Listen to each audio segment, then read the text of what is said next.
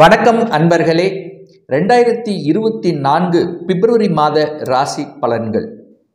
இந்த பதிவை இப்பவே போடுவதற்கு காரணம், அதன் பலன்களை முன்கூட்டியே தெரிந்து கொண்டு அதற்கு தகுந்த மாதிரி செயல் திட்டம் தீட்டி புத்திசாலித்தனமாக செயல்பட வேண்டும் என்பதற்காகத்தான். நிறைய பேருக்கு சந்தேகம் வருகிறது, ராசியை வச்சு பலனை பார்ப்பதா லக்னத்தை வைத்து பலனை பார்ப்பதா அப்படி என்று. ராசி என்பது சந்திரனை வைத்து, அதாவது உங்களுடைய மனதின் மூலமாக கிடைக்கக்கூடிய பலன்கள். லக்னம் என்பது உங்களுடைய உயிர் ஆத்மார்த்தமாக கிடைக்கக்கூடிய பலன்கள். ஒரு ரயில் பயணத்துக்கு எப்படி 2 தண்டவாளங்கள் முக்கியமோ அதே போல துல்லிய பலனை அறிய ராசி மற்றும் லக்னம் ரெண்டுமே நமக்கு இம்பார்ட்டன்ட். நம்முடைய சேனலை நீங்கள் ஃபர்ஸ்ட் டைம் பார்ப்பவர்கள் என்றால் மறக்காம சப்ஸ்கிரைப் பண்ணிக்கிங்க.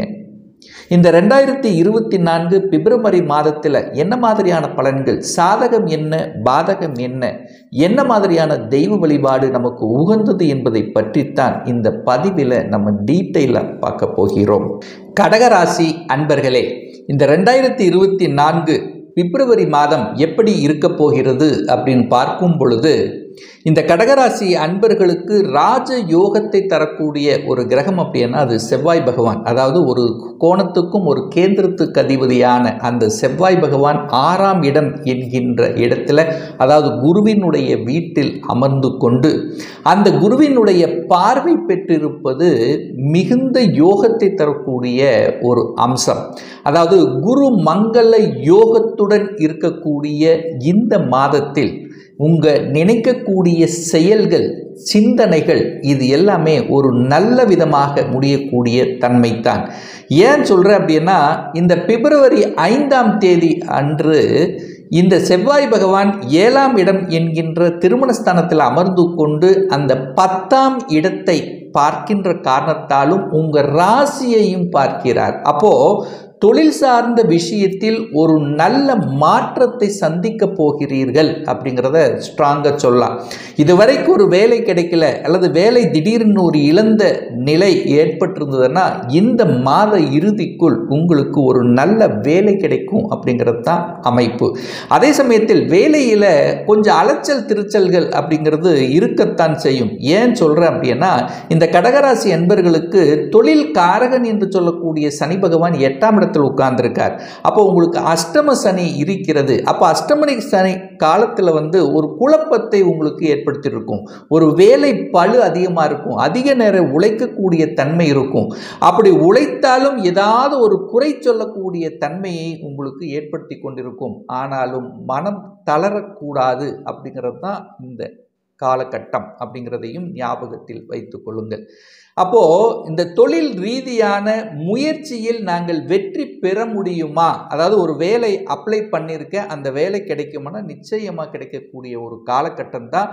ஆனால் வேலையை மட்டும் அவசரப்பட்டு ஆக்ரோசப்பட்டு விட்டுவிடக்கூடாது அப்படிங்கிறதையும் ஞாபகத்தில் வைத்துக் கொள்ளுங்கள். என கோபம்ங்கிறது அதிகமாக வரக்கூடிய தன்மையும் சில சமயங்களில் உங்களுக்கு ஏற்படுத்திவிடும். என சனி பகவான் 2ஆம் இடத்தை பார்க்கறதுனாலையும் அந்த உங்கள் ராசிநாதனான செவ்வாய் 5ஆம் தேதி என்று உங்கள் ராசியை பார்க்கின்ற காரணத்தாலும் கொஞ்சம் கோபம் ஆக்ரோஷம் என்பது இயல்பாக வெளிப்படுத்தும். அப்போ திடீர்னு வேலை வேண்டான்னு விட்டுறக்கூடாது. அப்படியும் மாறணும் அப்படின்னா இன்னொரு வேலையை அமைச்சுக்கிட்டு தான் மாறணுங்கிறத ஆழமாக மனதில் பதிய வைத்துக் கொள்ளுங்கள். தனம் சார்ந்த விஷயங்கள் திருப்திகரமாக இருக்குமானா நிச்சயமா. ஏன்னா அந்த குரு பகவான், தனக்காரகனான குரு பகவான் தனஸ்தானத்தை பார்க்கிறார் அல்லவா. அப்ப தனம் சார்ந்த விஷயங்கள் ஏதாவது ஒரு ரூபத்தில் உங்களுக்கு வந்து கொண்டே இருக்கும். பொருளாதாரத்தில் ஏற்றத்தை கொடுக்கக்கூடிய தன்மைத்தான். ஆனாலும் அந்த சனி பகவான் 2ஆம் இடத்தை பார்க்கிறார். அப்போ தனம் கையாளுகின்ற விஷயத்துல கொஞ்சம் கவனம், எச்சரிக்கையா இருக்கணும். 3ஆம் நபர்களை நம்பி இல்லாத ஒரு இன்வெஸ்ட் பண்ற, ஒரு தொழிலை அதிகமாக விரிவுபடுத்துகிறேன், கடனை அதிகமாக வாங்குகிறேன், ஸோ இந்த மாதிரியான விஷயத்தில் கொஞ்சம் கவனம் எச்சரிக்கையுடன் இருக்கணும். பேச்சு சம்பந்தப்பட்ட விஷயம் யாருக்கும் தேவையில்லாமல் வாக்குறுதி கொடுக்கக்கூடாதுங்கிறதையும் ஞாபகத்தில் வைத்துக் கொள்ளுங்கள். குடும்பம் சார்ந்த, ஏன்னா சனி 2ஆம் இடத்தை பார்க்கிறார்ல, அப்போ அந்த 2ஆம் இடத்தை ஏதோ ஒரு ரூபத்தில் உங்களுக்கு கெடுக்கக்கூடிய தன்மையை கொடுத்து விடும். அப்போ சகோதர சகோதரிகளுடன் கொஞ்சம் இணக்கமாக இருக்கணும் அப்படிங்கிறதையும் ஞாபகத்தில் வச்சுக்கோங்க. 3ஆம் இடத்தில் கேது உட்கார்ந்திருக்கார். கேது 3ஆம் இடத்தில் இருப்பது உங்களுக்கு ஒரு ஞானத்தை உங்களுக்கு கொடுக்கும், அதிகமான உள்ளுணர்வு உங்களுக்கு கொடுக்கும். அப்போது உள் மனசில் என்ன சொல்லுதோ அதை செய்தீர்கள் என்றால் உங்களுக்கு நல்லா இருக்கும் அப்படிங்கிறது தான் அமைப்பு. என கண்ணில் இருக்கின்ற கேது ஞானத்தை கொடுக்கக்கூடிய அமைப்பை உருவாக்கிறோம். அதாவது சிறு பயணங்கள், தூரதேச பயணங்கள் மேற்கொள்ளக்கூடிய தன்மை ஏற்படுத்தும். அதாவது ஒரு வேலை அப்படின்னா இந்த ஸ்டேட்லேருந்து அதர் ஸ்டேட்டுக்கு செல்லக்கூடிய வாய்ப்புகளை உருவாக்கும். ஏன்னா ராகு 9ஆம் இடத்தில் இருக்கார். அப்போ ராகு 9ஆம் இடத்தில் இருக்கின்ற காரணத்தால் ஒரு சிலருக்கு வெளிநாட்டு செல்லக்கூடிய யோகங்கள் இருக்குது. அப்போ வெளிநாட்டுக்கு தான் நான் போகணும், அதுக்கான ஒரு முயற்சியில் இறங்கிட்டு இருக்கேன், சில தோல்விகளை சந்தித்தேன், பல தடைகள் இருந்ததுன்னா இந்த மாதம் அந்த தடைகளை தகர்த்தெறிந்து வெளிநாட்டு சார்ந்த விஷயங்கள் அனுகூல பிராப்தத்தை கொடுக்கக்கூடிய அமைப்பை நிச்சயமாக உங்களுக்கு ஏற்படுத்தும். 4ஆம் இடமான சுகஸ்தானத்தை குரு பார்க்கிறார். அப்போ கடவுளினுடைய அனுகிரகம் என்பது உங்கள் இந்த 4ஆம் இடமான சுகஸ்தானத்தை பார்க்கிறது. அப்போ எவ்வேறுபட்ட ஒரு தொந்தரவு, உடல்நல தொந்தரவு எது இருந்தாலும் கடவுளினுடைய அனுகிரகம் என்பது உங்களுக்கு பரிபூர்ணமாக இருக்கும். நீங்கள் நினைத்து வணங்கக்கூடிய தெய்வங்கள், உங்களுடைய இஷ்ட தெய்வங்கள், உங்கள் குல தெய்வம் ஏதோ ஒரு ரூபத்தில் உங்களை காப்பாற்றும்ங்கிறதையும் ஞாபகத்தில் வைத்துக் கொள்ளுங்கள். 5ஆம் இடம், அதாவது பூர்வ புண்ணியஸ்தானம், பஞ்சமஸ்தானம் என்று சொல்லக்கூடிய அந்த 5ஆம் இடத்தை யார் பார்க்கிறார் அப்படின்னா சனி பகவான் பார்க்கிறார். அப்போ குழந்தைகளினுடைய நலன் சார்ந்த விஷயத்துல கொஞ்சம் கவனம், எச்சரிக்கையாக இருக்கணும். கொஞ்சம் உஷ்ணம் சம்பந்தப்பட்ட தொந்தரவுகள், ஹீட்டு, இந்த மாதிரியான தொந்தரவு வருவதற்கான வாய்ப்புகள் இருக்கு. அப்போ அதில் நம்ம கொஞ்சம் கவனத்தை எடுத்துக்கணும். அதே சமயத்தில் பார்த்தீங்கன்னா இந்த சொத்து பிரச்சனை, பாக பிரச்சனை, இந்த மாதிரியான விஷயத்துக்கு போகாமல் இருப்பது உங்களுக்கு சிறப்பை ஏற்படுத்தி கொடுக்கும். ஏன்னா சூரிய பகவான் போய் 8ல் மறைய போகிறார். எப்போ? இந்த பிப்ரவரி மாதம் 13ஆம் தேதி என்று சூரியன் 13. அப்போ தகப்பன் சார்ந்த விஷயங்கள், உடல்நலம் சார்ந்த விஷயத்தில் கவனமாக இருக்கணும். ஏன்னா ஏதாவது ஒரு சண்டை சச்சரவுகள், அந்த பங்காளி சண்டை, இந்த மாதிரி விஷயம் வருவதற்கான வாய்ப்பு இருக்குது. ஸோ அதில் நம்ம கொஞ்சம் கவனமாக இருக்கணும். 6ஆம் இடம் கடன், நோய், எதிர்ப்பு, பகை. ஸோ தேவையில்லாத கடன்களை வாங்கக்கூடாது. ஒரு தொழிலை அபிவிருத்தி செய்கிறேன், அந்த மாதிரியான விஷயத்தில் கடனுக்கு போகக்கூடாது அப்படிங்கிறதையும், நான் ஒரு புதிதாக ஒரு தொழிலை ஆரம்பிக்கிறேன் அப்படிங்கிற விஷயத்திலும் கொஞ்சம் கவனம் எடுத்துக்கொள்ளணும். ஏன்னா இந்த அஷ்டம சனி காலத்தில் உங்களுக்கு மன உளைச்சலை கொடுக்கும் அப்படிங்கிறத ஞாபகத்தை வச்சுங்க. எல்லாமே நல்லா இருந்தாலும் எதுவுமே ஏதாவது ஒரு ரூபத்தில் ஒரு தொல்லை இருக்கிறது என்று மன ரீதியான ஒரு தொந்தரவை உங்களுக்கு நிச்சயமாக ஏற்படுத்தும். அதுவும் குறிப்பாக சனி திசை, சனி புத்தி நடப்பவர்கள், அல்லது சந்திரனுடைய திசை இல்லை சந்திர புத்தி நடப்பவர்கள், அல்லது சந்திர திசையில் ராகு புத்தி நடக்கிறவர்கள், சனி திசையில் ராகு, இந்த மாதிரியான தசா புத்தியில் இருக்கின்றவர்களுக்கு நிச்சயமாக ஒரு குழப்பத்தை ஏற்படுத்தும், ஒரு வழிகளை கொடுக்கும். ஸோ இப்போ அந்த மாதிரியான தசா புத்தி இருப்பவர்கள் கொஞ்சம் கவனம், எச்சரிக்கையோடு இருந்துக்கணுங்கிறதையும் ஞாபகத்தில் வைத்துக் கொள்ளுங்கள். திருமணம் சார்ந்த சுப காரியங்களை ஏற்படுத்துமானா சின்ன சின்ன தடைகளை கொடுக்கும், தடைகளை கொடுத்து திருமணத்தை அமைத்து கொடுக்கும் அப்படிங்கிறதையும் ஞாபகத்தில் வச்சுக்கோங்க.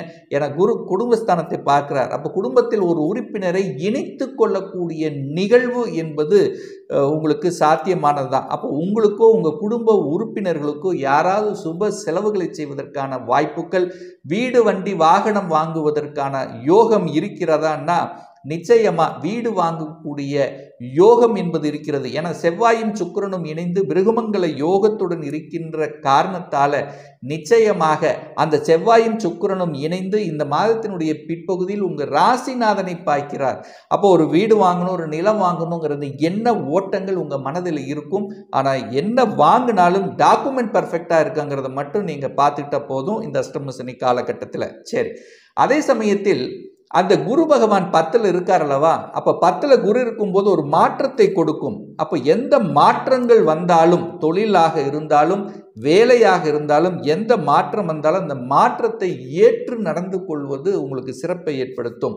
அதே சமயத்தில் அரசு சார்ந்த உயர் அதிகாரிகள் இந்த மட்டத்தில் இருப்பவர்களுக்கு கொஞ்சம் அலைச்சல் கொடுக்கும், பிரயாணங்களை கொடுக்கும். நிறைய நேரம் வேலை செய்ய வேண்டிய தன்மைகளை கொடுக்கும். ஆனால் பெரிய பாதிப்பை ஏற்படுத்துமானா கிடையாது. அந்த சூரியன் 8ஆம் இடத்துல போய் அமர்ந்து கொண்டு அந்த 2ஆம் இடத்து சூரியன் வீட்டை சிம்ம மனையை பார்க்கின்ற காரணத்தால் அரசாங்க ரீதியில் இருப்பவர்களுக்கு திடீர் இடமாற்றம், திடீர் ப்ரமோஷன் வருவதற்கான வாய்ப்புகள். அதே சமயத்தில் பார்த்தீங்கன்னா ஒரு சிலருக்கு இந்த அரசாங்க எக்ஸாம் எழுதி அரசாங்க வேலைக்குத்தான் போகணுங்கிற அந்த எண்ண ஓட்டங்கள் அதிகமாக இருக்கக்கூடிய ஒரு காலகட்டமாக உங்களுக்கு அமையும். குழந்தைகளுடைய படிப்பு சார்ந்த விஷயங்கள் திருப்திகரமாக இருக்கக்கூடிய தன்மைத்தான். அதே சமயத்தில் 11ஆம் இடம் என்பது லாபஸ்தானம் அல்லவா? அந்த லாபஸ்தானத்தின் அதிபதியாக இருக்கக்கூடிய சுக்கிரன் 6ஆம் இடத்தில் அமர்ந்து கொண்டு குருவினுடைய பார்வை பெற்று வலுவையாக இருக்கு. அப்போ லாபங்கள் என்பது வாக்கும் சச்சங்கங்கள் இந்த மாதிரியான இதில் இருக்கின்றவர்களுக்கு கௌரவ பதவிகள் கிடைக்கக்கூடிய தன்மை. அதே சமயத்தில் கலைத்துறையில் இருக்கின்ற இந்த கடகராசி என்பவர்களுக்கு புதிய ஒப்பந்தங்கள் கிடைக்கக்கூடிய தன்மை. அழகு சார்ந்த துறையில் இருக்கின்றவர்களுக்கும் ஒரு நல்லதொரு வாய்ப்பை உங்களுக்கு கொடுக்கும். அதே சமயத்தில் பார்த்தீங்கன்னா இந்த கூட்டு தொழிலில் இருப்பவர்கள் கூட்டாளிகள் மூலமாக சின்ன சின்ன கருத்து வேறுபாடுகள் வருவதற்கான வாய்ப்புகள் தென்படுகிறது. அதற்கு நீங்கள் இடம் கொடுக்க வேண்டாம். அதாவது கணக்கு சார்ந்த விஷயங்கள், உங்களுடைய கணக்கு வரவு செலவு கணக்குகளை சரியாக வைத்துக் கொள்வது சிறப்பு. அதே சமயத்தில் உங்களுடைய ரகசியங்கள் எதுவாக இருந்தாலும் பேணி காக்கணுங்கிறதையும் ஆழமாக மனதில் பதிய வைத்துக் கொள்ளுங்கள். ஒரு நல்ல தெய்வ வழிபாடு அப்படின்னு எடுத்துக்கொண்டால் இந்த சிம்மராசி அன்பர்களுக்கு ஒவ்வொரு ஞாயிற்றுக்கிழமை என்று சிவன் கோயிலுக்கு சென்று வழிபடும் போது நிச்சயமா குடும்பத்தில் இருந்து வந்த அத்தனை வகையான பிரச்சனைகள் தீருங்கிறதுல எந்தவித மாற்று கருத்தும் கிடையாது.